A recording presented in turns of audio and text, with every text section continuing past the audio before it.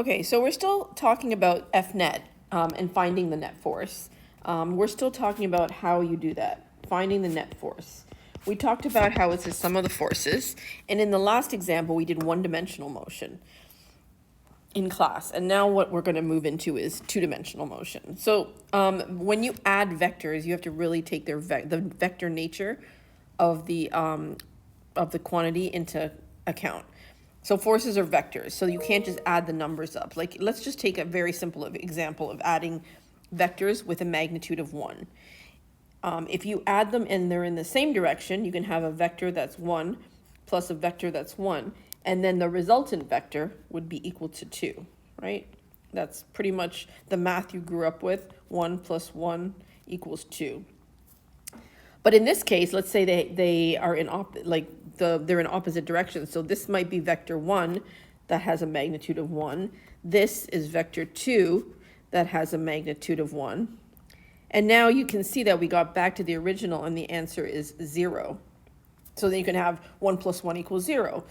Another situation could be your vector could be like this, could be one vector, this could be another vector, and then they're both magnitude 1, and then the resultant would be this vector, which if I did my angles correctly, and these are like 60 degrees, 60 degrees, you can see that in this example, 1 plus 1 equals 1. So when you vector add, you have to really keep that in mind and really take that into consideration. The other thing I want to say is it doesn't really matter which order you measure them in, but the method we use when we line up our vectors is called tip to tail, okay? Which means, if you think about it, so you've got, let's say I want to do this equation. I want to do A plus B, and it's going to equal C. So A is my red arrow, B is my yellow arrow, and C is my resultant. C is the total. So let's just call that the total, or the addition, right? In our case, it would be the net. Let's just call it the net, because that makes more sense. The net.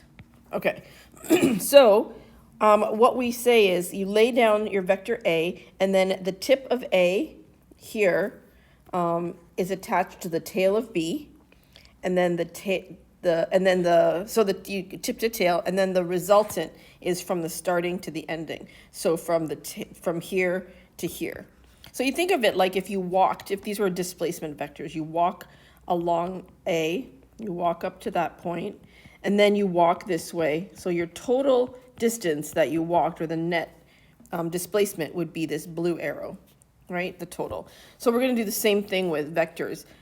It doesn't matter which one comes first. I could also have gone B plus A. So I could take vector B, I don't know if you can see this, and then add it to A, and then I get the exact same resultant C, or the same net. See how C is identical? This C is exactly equal to that C. They're exactly equal. So it doesn't matter if A comes first or if B comes first, they both work. But that's how we do it. We line up the vectors, and then we go from the tail of the first to the tip of the last. This is where we want to know what does it mean to add? What does adding mean in this context? And what we mean is solving the triangle. And this is something we're going to have to do. So there's two ways to do it. If you know a bunch of these angles, maybe you know the angle maybe you know the angles and you can put them all in. Maybe you know what the magnitude of some of them is. You can use the sine law. I don't know how you spell sine in this context. I guess it's still just that. Or the cosine law. And we could follow that analysis. But, do you remember what the sine and cosine laws? That's like sine A over A equals sine B over B equals sine C over C. The cosine law is even weirder. It's like, I'm not going to get it right. Cosine of C. No, it's like, okay, let me try to remember this. It's C squared equals A squared plus B squared plus AB cosine of C? Cosine of C? Okay, I'll put a question mark there. The reason I don't care is because I don't really want you to use these. This is stuff you learned in math, and if you're like, oh crap, she's gonna make us learn that, I'm not.